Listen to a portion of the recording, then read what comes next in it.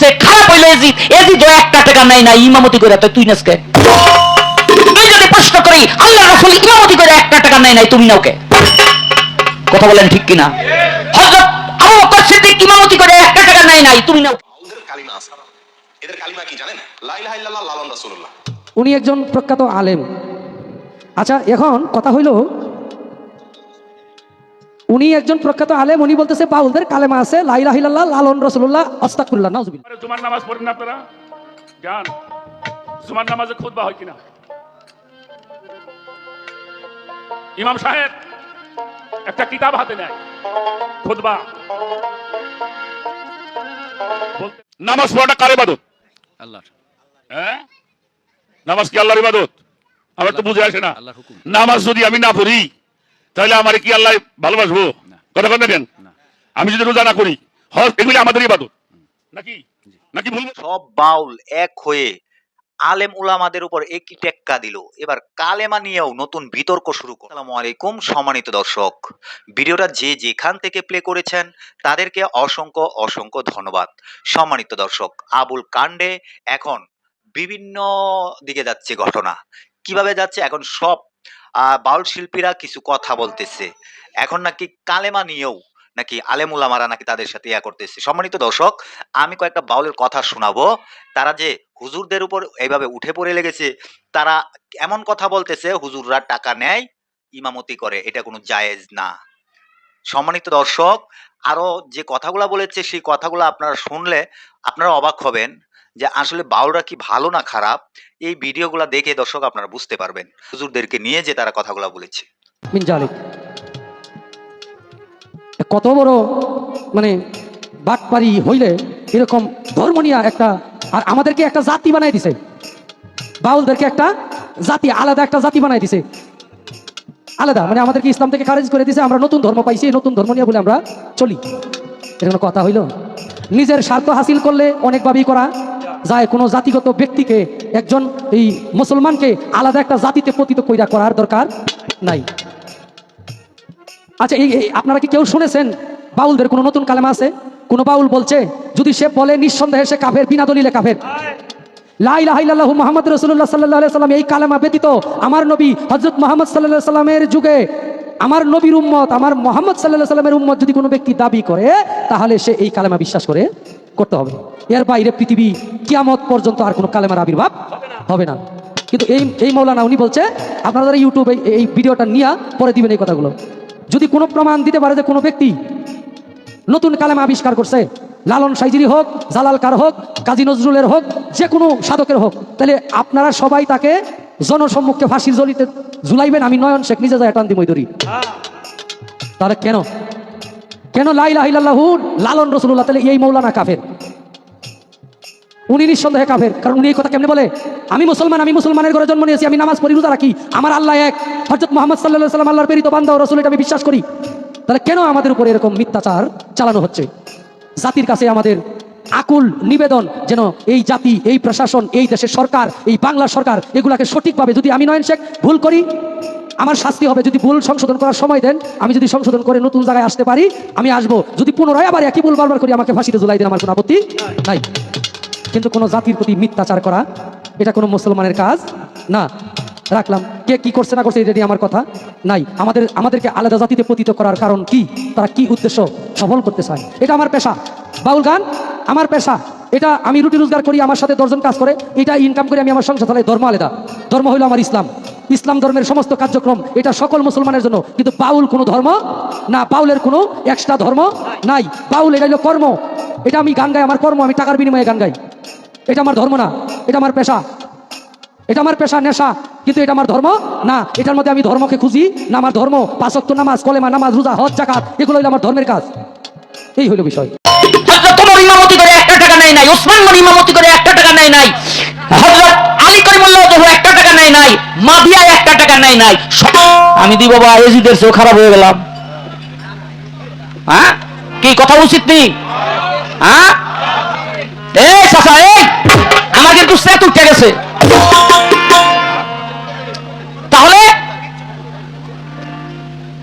তাহলে আমরা তো দাড়ি রেখে কি কই? আল্লাহ রাসূলের দাড়ি আসলে এটা সুন্নতের রাসূল।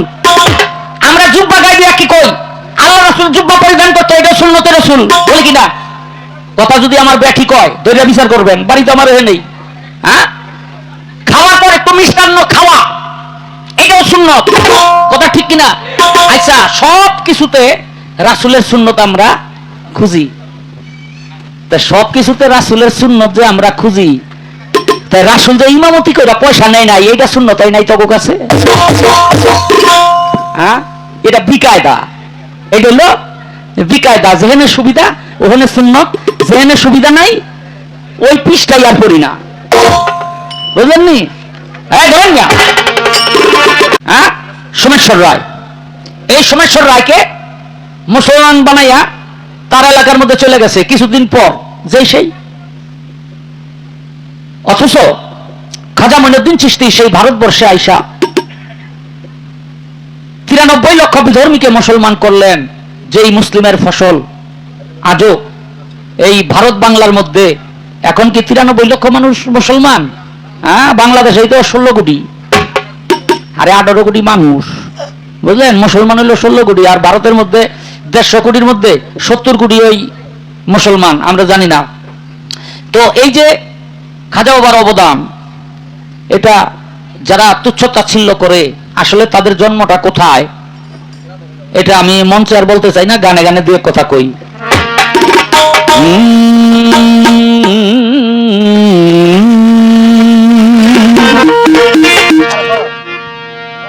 নিষিদ্ধ পল্লীতে জন্ম, নিষিদ্ধ পল্লী তো বোঝেন, পতিতালয়, যার একটার নাম হলো দৌলদিয়া।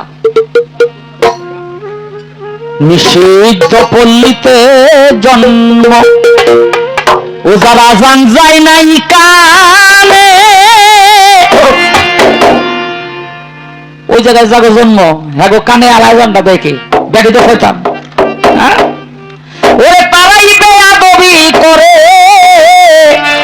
আমার খাজা বাবার শানে, এই ওলি আল্লাহর শানে। হ্যাঁ, যে সমস্ত পীরলি গাউস কুতুব ইসলামটাকে টিকায় রাখছে, হ্যাঁ হ্যাঁ, বলে কি এর আবার শাহজালাল, কি এর আবার শাহপরান। আলহামদুলিল্লাহ নাহমাদুহু ওয়া নাস্তাঈনুহু ওয়া নাস্তাগফিরুহু ওয়া নু'মিনু বিহি ওয়া নাতাওয়াক্কালু আলাইহি ওয়া নাউযু বিল্লাহি মিন শুরুরি আনফুসিনা ওয়া মিন সাইয়্যাতি আমালিনা মান ইয়াহদিহিল্লাহু ফালা মুদিল্লা লাহু আশহাদু আল লা ইলাহা ইল্লাল্লাহু ওয়াহদাহু লা শারীকা লাহু ওয়া আশহাদু আন্না মুহাম্মাদান আবদুহু ওয়া রাসূলুহু। পৃষ্ঠাটা পড়লেই বসে কিনা? আমিও তো এক গোটা গান না গাওয়ার আগে বসি না। উনি দাঁড়াই সেরে 2 মিনিট পরেই বসলো, এত অরণ হয়ে গেল। এটা কারণটা কি? কারণ একটা আছে। নবীজি দাঁড়িয়ে খুতবা দিচ্ছেন, 3 বছর 3.5 বছর বয়স মাওলা হুসাইন। মানুষ তো খুতবা শুনছে এদিকে মুখ করে, আরে মাওলা হুসাইন মানুষের হাত ধরে ধাক্কায় ধাক্কায় নানার দিকে যাইতেছে। আমার নবী পাক মুহাম্মদ রাসূলুল্লাহ সাল্লাল্লাহু আলাইহি ওয়াসাল্লাম হুসাইনকে দেখে খুতবাটা বন্ধ করে আমার মাওলা হুসাইনকে কোলে তুলে নিয়েছে। আজ ওই ইমাম সাহেব সেই কাজটাই করে।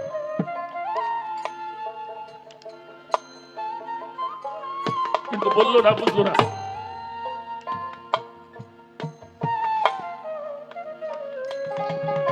ছোট্ট একটা রশি এনে নবীজির পাশে দাঁড়িয়ে কানের সাথে বাঁধতেছে। নবীজি তাকাই তাকাই দেখে হুসাইন কি করে।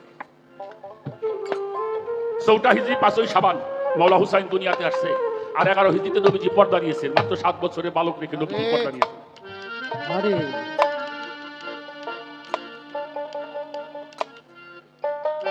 নবীজি দেখে কি করে আমার হুসাইন, একটা রশির মাথা কানের সাথে নবীর বাঁধছে, আর একটা মাথা নিয়ে আয়েশা সিদ্দিকার কানের সাথে। নবীজি কথা বলেন না, মাঝখানে ধরছে, বলছে নানু একটু বুলু বুলু খেলবো। বুলু বুলু বলেন না, একটা টান দিছে না, কানের সঙ্গে টান লাগছে না, একটু রশিটা হাতের মধ্যে ধরে এমনি করে ধরছে। আমার নবীজি বলে না না, এই খেলাটা আজকে খেলা যাবে না, কারণ নাতি আছে, আছে না? ও বাজার নাতি রে নানায় ঘোরা হয়, নাতি পিঠে ওঠে, দাদা ঘোরা হয়, নাতি পিঠে ওঠে। আরে খেলা করতেছে, আপনি বললেন দাদু আমি একটু বাজার থেকে আসি, খেলাটা খেলবো না পরে খেলবো, ও কিন্তু কান্না শুরু করে। আরে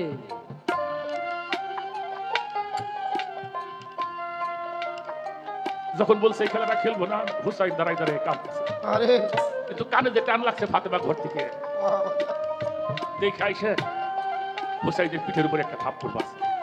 এক লোক গিয়া বলে, হে মোহাম্মদ, তোর চেয়ে অসুন্দর মানুষ পৃথিবীতে আর কেউ নাই রে, তুই বড় কুৎসি।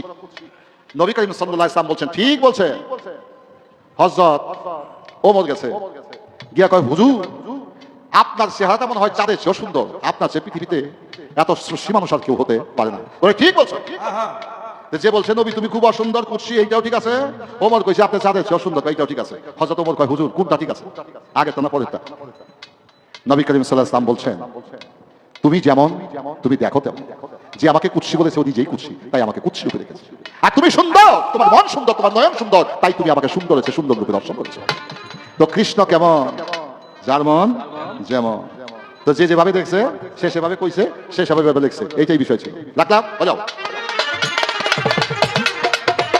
শরীয়তে শোনা কথা, পীর মুর্শিদের দেখার কথা, আগে যাইয়া তাহার উদ্দেশ্যি কর।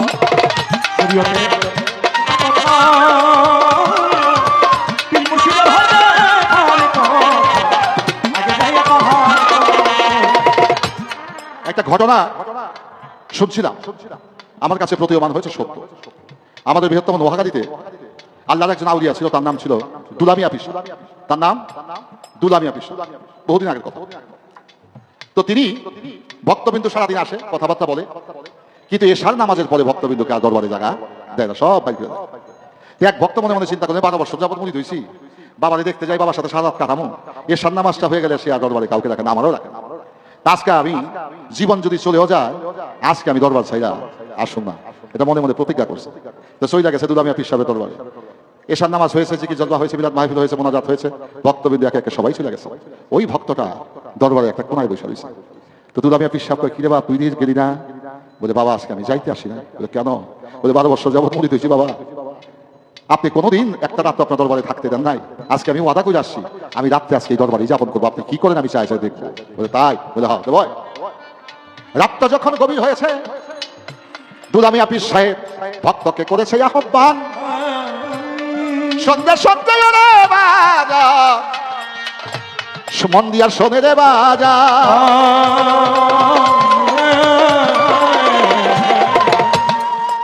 আমার এই ঘটি বাটি, আমার এই পোটলা, এটা নে নিচে চল।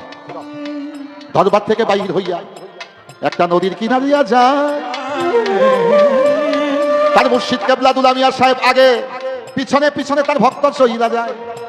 কিছু দূর যাওয়ার পরে ভক্তকে বলতেছেন ডাকিয়া, সন্ধ্যে সন্ধ্যে ওরে বাজান দিচ্ছি তরে কইয়া। কি? বলে, বাবা নদীটা পাড়ি দিতে হবে। বলে, কেমনে? কেমনে? আমি যেমনি হয় তেমনি বলবো। কিভাবে হুজুর? বলে, চোখ বন্ধ কর। চোখ বন্ধ করছে। দুলামিয়া পীর সাহেব বলে, বাবা আমার এই পিছনের এই কাপড় এমন শক্তভাবে ধরবি তুই ছাড়বি না, আর একটা নাম জপবি, দুলামিয়া দুলামিয়া দুলামিয়া। চোখ কিন্তু খুলিস না। আচ্ছা বাবা। বিসমিল্লাহ বইলা পীর সাহেব নদীর মধ্যে তার চরণ দিছে গো রাখিয়া, ভক্ত আছে তার পিছনের কাপড় শক্ত করিয়া। এবার ওই ভক্ত জপে দুলামিয়া দুলামিয়া, ওইরা করে আহ্বান। পীর সাহেব বলে, লা ইলাহা ইল্লাল্লাহু। এই জপনা জপতেছে তার পবিত্র জবান। জপতে জপতে নদীর মাঝখানে যখন গুরু শিষ্য গেছে রে চলিয়া, জাগে আমি বলি দুলামিয়া, আমার মুর্শিদ কয় লা ইলাহা ইল্লাল্লাহ, দুই নাম গেছে বিভাজন হইয়া। পীরে কয় লা ইলাহা ইল্লাল্লাহ, আর আমি কই দুলামিয়া। তো পীরে যেটা কয় আমি এইটাই করব। এই দুলামিয়া নাম ছেড়ে যখন লা ইলাহা ইল্লাল্লাহ কওয়া শুরু করছে, পানি তলে তলায় যা। যখন পানি তলে তলায় যা বলছে, দয়াল তুমি আমাকে উদ্ধার করো, আমাকে রক্ষা করো। কি হয়েছে? তো তলায় যাস কে? হাত দিয়া ধরছে। তলাস কে? নদীর মাঝপথ পর্যন্ত আসছি, তলায় যাস কে? হুজুর আপনি যে নাম আমাকে জপতে বলছেন, দুলামিয়া দুলামিয়া, মাঝগাঙ্গে আইসা দেখি আপনি জপেন লা ইলাহা ইল্লাল্লাহ, আমি জপি দুলামিয়া। তা আমি চিন্তা করলাম মুর্শিদের যে নামে জপে আমি ওই নামটাই জপি।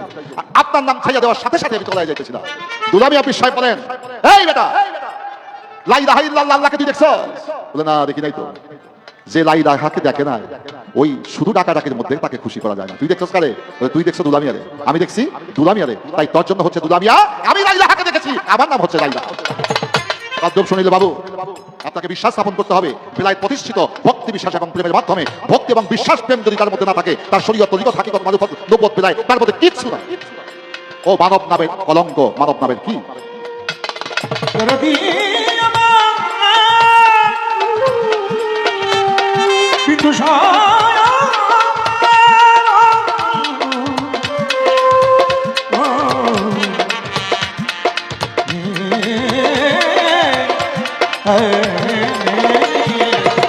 কিতাবের হয় শোনা কথা বাজান, পীর মুর্শিদের দেখার কথা, আগে যাইয়া তাহার উদ্দিষ্ট বলে দেওয়ান মালের চাকমায় ভক্তি বলে।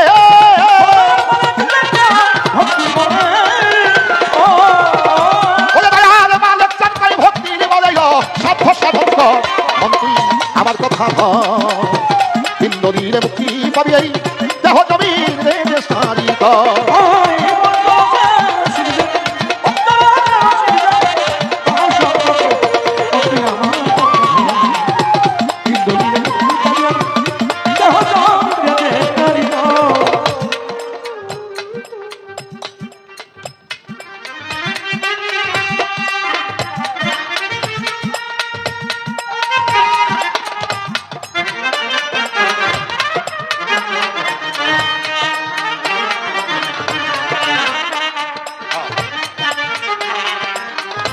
আল্লামা জালালউদ্দিন রুমি পারস্যের অনেক উঁচু মাপের একজন ফিলোসফার, দার্শনিক, আল্লাহর একজন আলেম জগতের আউলিয়া, যার মুর্শিদ কিবলা শামসুত তাবরিজ, জওয়ানে শামসুত তাবরিজ। সেই আল্লামা জালালউদ্দিন রুমি মসনবী শরীফে লিখছেন, আমি শত উটের বোঝা কিতাব দেখছি পড়ছি, বাবা সকলরা আমি আল্লাহ রাসূলের কোনো ঠিকানা করতে পারি না। আমি ততক্ষণ পর্যন্ত করতে পারি না যতক্ষণ পর্যন্ত হযরত দেওয়ানে শামসুত তাবরিজের গোলামি না করতে পেরেছি। তাইলে বোঝা যায় আল্লাহ আল্লাহ করতে করতে যদি আল্লাহ হয়ে যায়, তার সঙ্গ করলে বাজান আল্লাহকে পাওয়া যায়, নসিহত পাওয়া যায়। তাই বেলায়েত নবুয়তের মালিক আল্লাহ। আমি মনে করি, আমার পরিভাষায় বলি, বেলায়েত স্বয়ং আল্লাহ।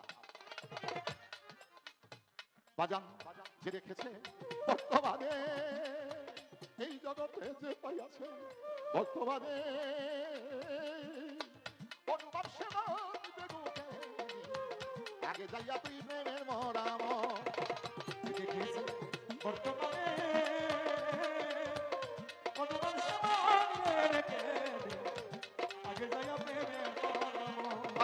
যে রেখেছে বর্তমানে বাজান অনুবাদ সেবা আগে যাইয়া তুই বাঁধের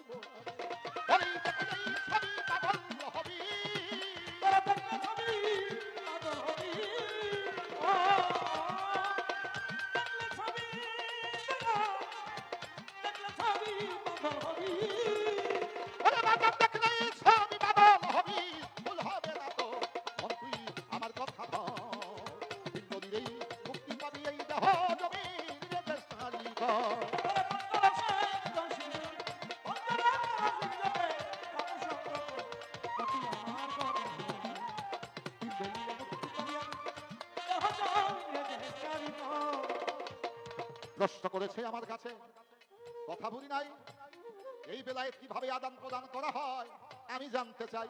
বা এই বেলায়েত কিভাবে আদান এবং প্রদান করতে হয় এটা আমার কাছে তিনি জানতে চেয়েছেন। আমি যদি বলি আমার প্রশ্নের জবাব আপনি দিয়ে দিচ্ছেন। কি প্রশ্নের জবাব দিচ্ছেন? আল্লাহ যখন জিজ্ঞেস করলেন নূরকে, আলাস্তু বিরাব্বিকুম, নূর তুমি বলো কার? নূরে বলে না না না আমি আমার তুমি তোমার।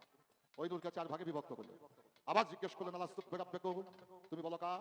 নূরে বলছেন আমি আমার তুমি তোমার। ওই নূরকে আরো চার ভাগে বিভক্ত করলেন। আবার জিজ্ঞেস করেছেন আলাস্তু বিরাব্বিকুম, নূর তুমি বলো কার? নূরে বলছে আমি আমার তুমি তোমার। না না অন্তত তুমি আরো চার ভাগে বিভক্ত হয়ে গেলেন। বিভক্ত হতে হতে খণ্ড বিখণ্ড হতে হতে হতে যখন শক্তি দুর্বল হয়ে গেল, এবার প্রশ্ন করেছেন আল্লাহ স্রষ্টা, বলো নূর তুমি কার? আলাস্তু বিরাব্বিকুম। নূরে এবার দুর্বল হয়ে বলছেন ইয়া কালু বালা, তুমি আমার স্রষ্টা, আমি তোমার সৃষ্টি। বাট এই কথা বলে তিনি দাঁড়িয়ে থাকে না, এই কথা বলে তিনি ভক্তি দিয়েছেন কার কাছে? স্রষ্টার কাছে তিনি নিবেদন করেছেন। যখন নিবেদন করেছেন, এখন কোন ব্যক্তি যদি কোনো মানুষের পায়ে তাজিমি সেজদা করে, সেটা কি সিট হয়ে না উঠতে হয়? কে বাবা? সিট হয়ে, সিট হয়ে না উঠতে হয়? মানুষে মানুষে মেলামেশা করে, এটা কেন? একজন উপর একজন সিট, এটাই তো বিষয় নাকি? এটা হচ্ছে দৈহিক মিলন, কিন্তু আত্মার মিলনে বিষয়টা ভিন্ন। বিষয়টা কি? ইয়া কালু বলা বলে যখন তিনি সেজদায় অবনত হয়ে গেলেন, প্রভু পাক পরওয়ারদিগার যখন দৃষ্টিপাত করলেন, সেই দৃষ্টি পড়ল গিয়া সেই পৃষ্ঠদেশে। যখন দৃষ্টিপাত পৃষ্ঠদেশে পড়লো, তখন তার নিজের আঁখি হতে, দৃষ্টি হতে এক ফোঁটা নূর চলে গেল পৃষ্ঠদেশে। সেখান থেকে সৃষ্টি হলো মহৎ। সম্মানিত দর্শক, এই যে তাদের কথাগুলো শুনছেন, তাদের কথাগুলো আপনাদের কাছে কেমন লেগেছে অবশ্যই কমেন্ট বক্সে কমেন্ট করে জানাতে ভুলবেন না। ভিডিওটা সর্বোচ্চ পরিমাণ শেয়ার করবেন, সবাইকে দেখার সুযোগ করে দিবেন। সম্মানিত দর্শক, এই ভিডিও থেকে আমি বিদায় নিতে যাচ্ছি। পরবর্তী কোনো একটা ভিডিওতে আপনাদের সাথে দেখা হবে। আসসালামু আলাইকুম।